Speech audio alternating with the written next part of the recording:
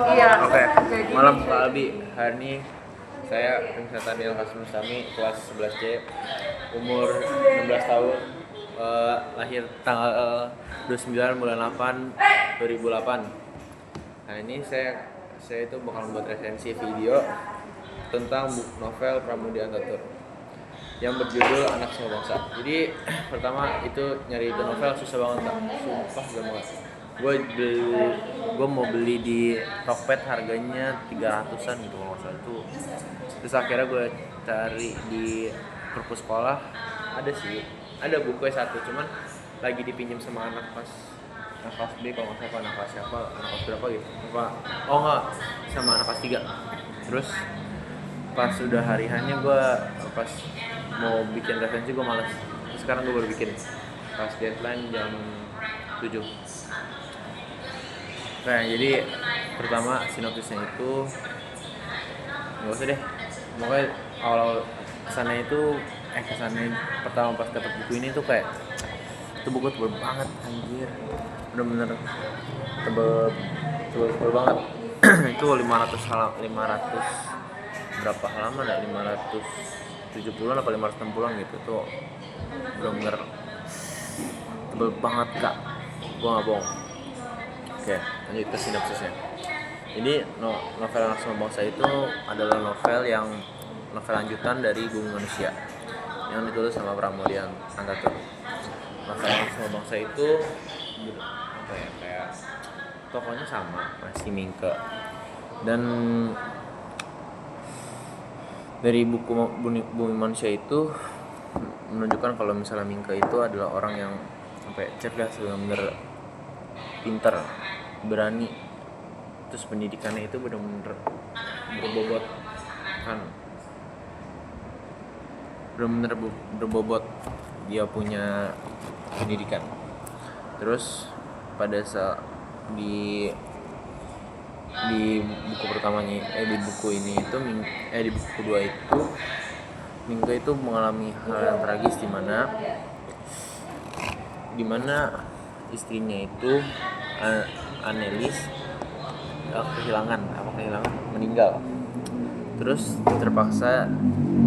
karena itu sebenarnya meninggal itu karena istrinya terpaksa ke Belanda, terus akhirnya meninggal di sana. Setelah itu Mingke benar-benar membuka matanya, melihat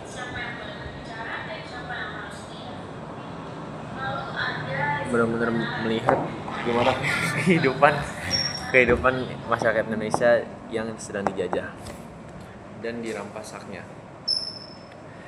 hidup miskin dan lain-lain. Kemudian Mingke mulai meninggalkan cara berpikirnya dulu yang dia banggakan, kayak karena saking bagusnya pendidikannya, itu benar-benar bangga banget sama apa yang dia punya itu. Terus karena hal tragis tersebut, dia tuh langsung mulai mencoba buat meninggalkan cara berpikir lamanya itu, terus membuka mata dan pikirannya untuk melihat keadaan masyarakat sendiri, cara berpikir untuk masyarakatnya.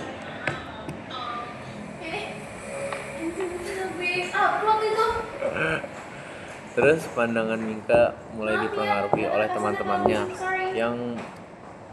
kawan-kawannya lah, yang kebanyakan dari Eropa, terutama dari keluarga Delacroix.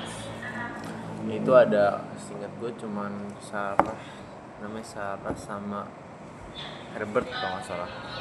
Ada Sarah sama Herbert, salah satu sahabatnya, ya 2 lah. Terus yang ada satu lagi namanya Jean Maris, adalah seorang seniman yang warga negaranya itu dari Prancis. Jadi satu hari itu tiba-tiba si Mingke minta tolong untuk menulis. Pada satu hari itu dia meminta tolong Mingke untuk menulis dalam bahasa Melayu dengan tujuan untuk agar bangsanya sendiri dapat membaca karya Mingke. Sebenarnya pas awalnya itu Mingke langsung kayak, kok gua? kenapa gue gitu yang ditunjuk sama dia, yang minta tolong. Kayak bukan apa ya, kenapa gue minta tolong, karena kayak dia nggak tahu dia harus merasa terhina atau kayak bangga gitu kalau dia bisa, tapi dia lebih berat ke merasa terhina gitu deh, karena apa ya, dia merasa kalau misal bahasa Melayu tuh kayak rendah gitu. Nah itu kita ada di ceritanya kenapa, karena percakapan yang mereka lakukan itu hubungan dia sama Jian ini kayak jadi renggang, jadi dingin. Kayak mereka udah tadinya ngobrol 2 kali seminggu bisa jadi cuma sekali gitu. Dan akhirnya jadi setelah kayak mereka ketemu beberapa kali, ngomongin semuanya, dilurusin, Inke sama Jin ini akhirnya baikan, tapi kayak nggak kayak dulu aja.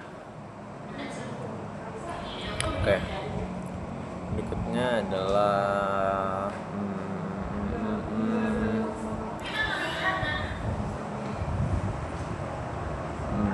adalah isi resensinya itu. Ini kan udah sinopsisnya. Berikutnya adalah isinya. Oke. Latar belakangnya itu adalah pada saat kolonialisme dan perlawanan. Ya, jadi kolonialismenya itu tentang, latar belakangnya kan tentang penjajahan kolonialisme Belanda pada zaman itu. Jadi itu apa namanya, latar belakangnya pada saat kolonialisme dan perlawanan pada zaman itu. Terus dan tokoh utamanya ini, si Minke ini mulai perlahan menyadari pentingnya perjuangan kemerdekaan Indonesia lewat pendidikan dan tulisan. Nah, dari karya-karya inilah, kayak tulisan-tulisan Minke ini yang membuat kayak dia tuh pengen ngasih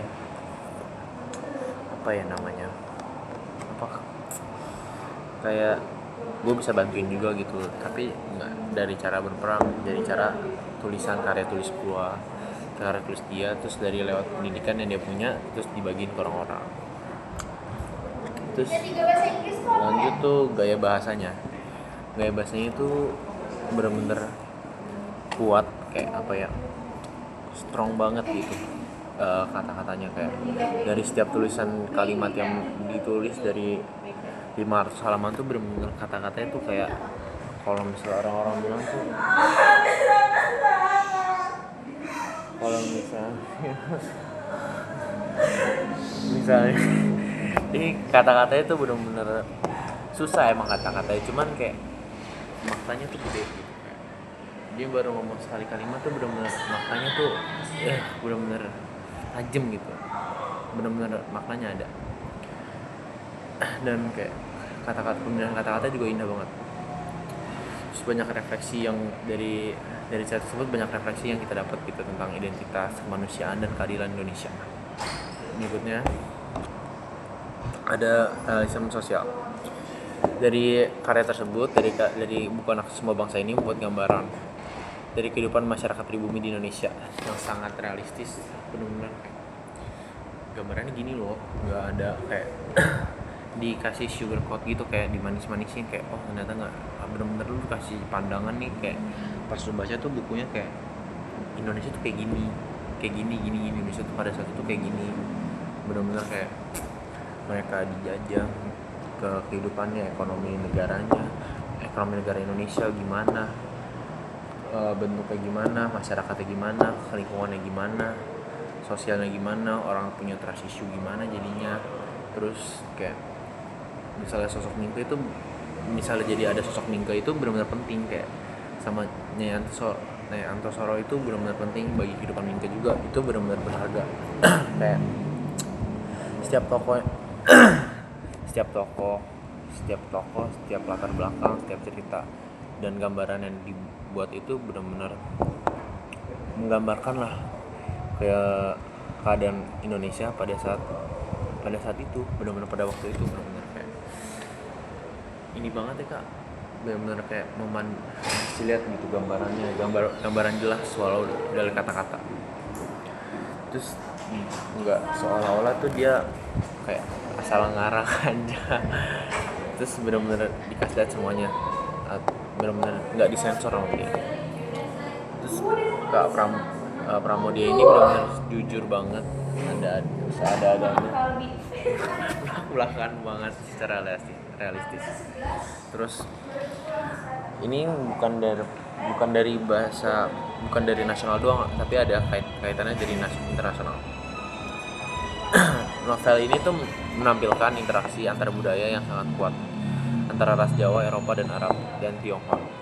Jadi di novel ini bukan cuman ada si Minka doang yang pribumi, tapi ada juga beberapa tokoh-tokoh dari Eropa sana, dari Arab, dari Timur, dan dari Asia, dan masih banyak lagi sih, cuman yang pokoknya cuma itu doang. Terus kayak Nyai Antosuro itu salah satu tokohnya itu dari Eropa, dia tapi tinggal di Indonesia, dan itu menjadi orang bilang idolanya Minka itu dia. Terus banyak dari pengalaman dia itu dia dapat dari Nyai Antosuro ini. Terus karya ini tuh menyuarakan banget perjuangan kemanusiaan yang tidak mengenal batasan bangsa atau warna kulit. Kayak dia tuh nggak peduli lu Tionghoa atau apa, lu Cina, lu Jawa, lu Eropa, lu Arab gitu, dia berasa setara gitu. Terus setiap tokoh yang ada nih, kayak contoh Minka itu tokoh utama yang sangat berdampak, tapi dia tuh bukan kayak pahlawan gede gitu, pahlawan yang langsung sempurna kayak orang langsung orangnya udah punya talenta ini A B C D E, dan Minka itu bukan orang yang ada semua itu. Dia tuh benar-benar dari nol bertumbuh, dari seiring berjalan waktu dia tuh bertumbuh dari nol sampai dia sekarang, dari kebingungan, rasa takut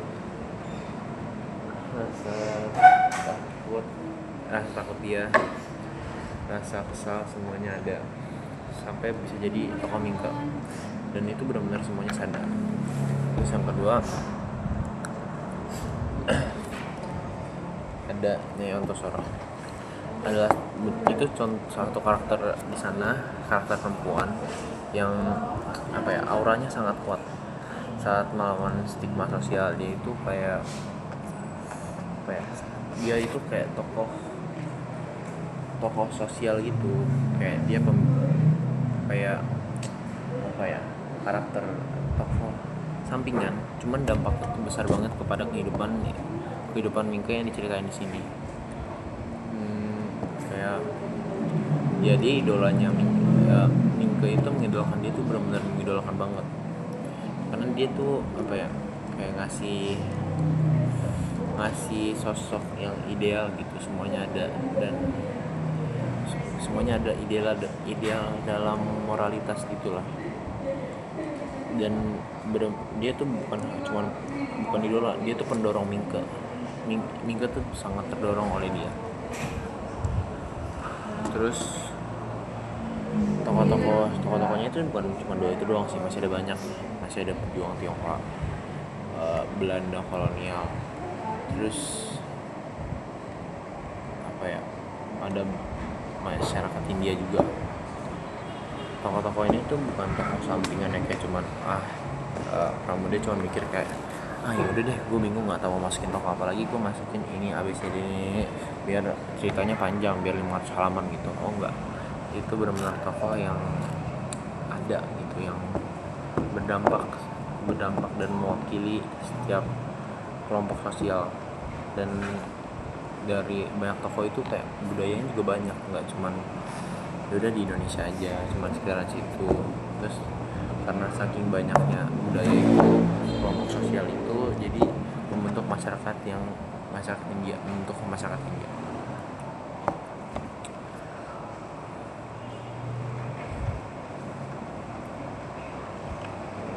Oke, Ini berikutnya adalah konflik. Mingke itu sebenarnya masih seorang pelajar gitu yang dia tuh kayak menguasai bahasa dan budaya Eropa, karena kan dia latar belakangnya juga dari Eropa, dari Indo pribumi, cuman ada kayak belajar di Eropa. tapi dia rakyat Indonesia, tapi dia salah satu karakter yang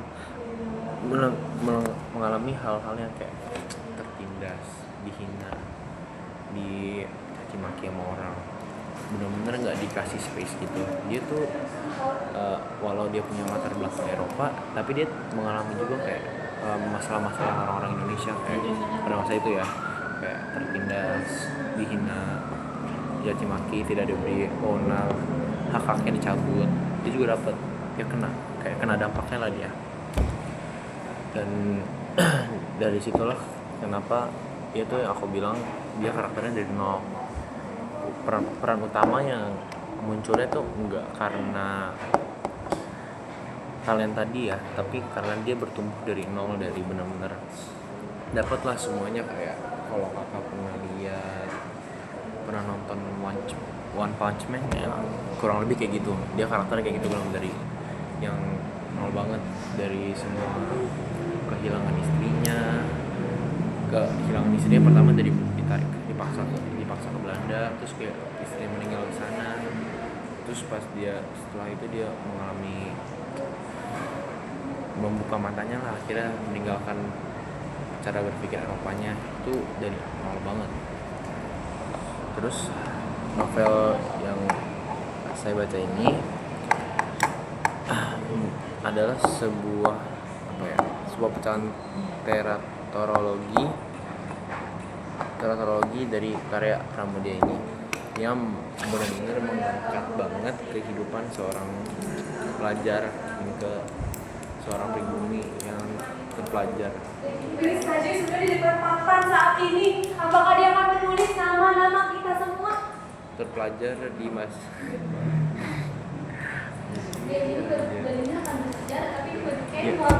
yang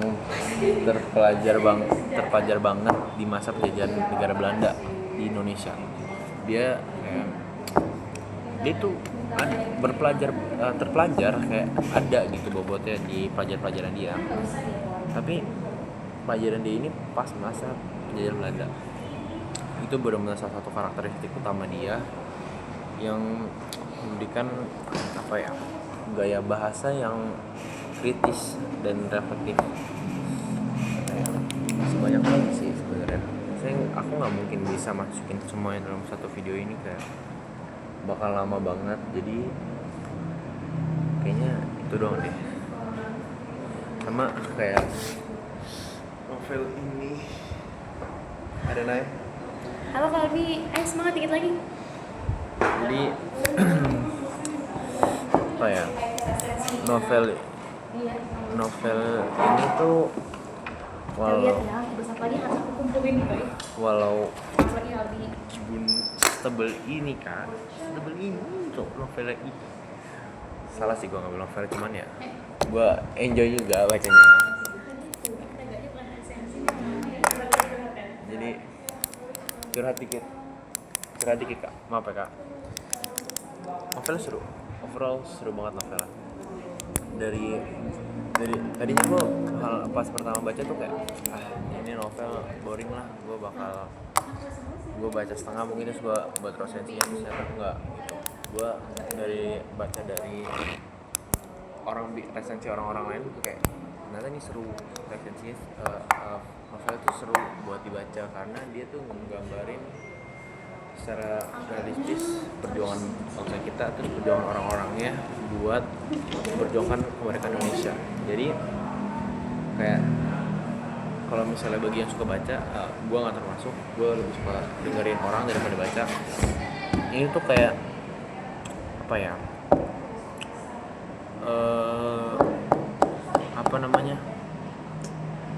video kemerdekaan tapi ditulis dan ada tokoh utamanya, bukan cuma memperjuangkan kemerdekaan Indonesia, tetapi dia membantu dari sudut pandang orang masyarakat Indonesia, bukan kayak keseluruhan. Ya bagus buat orang lain mau baca juga bagus. Mungkin kalau misalnya ketebalan ya nasib emang bukan segitu. Kurang lebih itu doang sih dari aku benar-benar udah itu doang. Makasih Kak.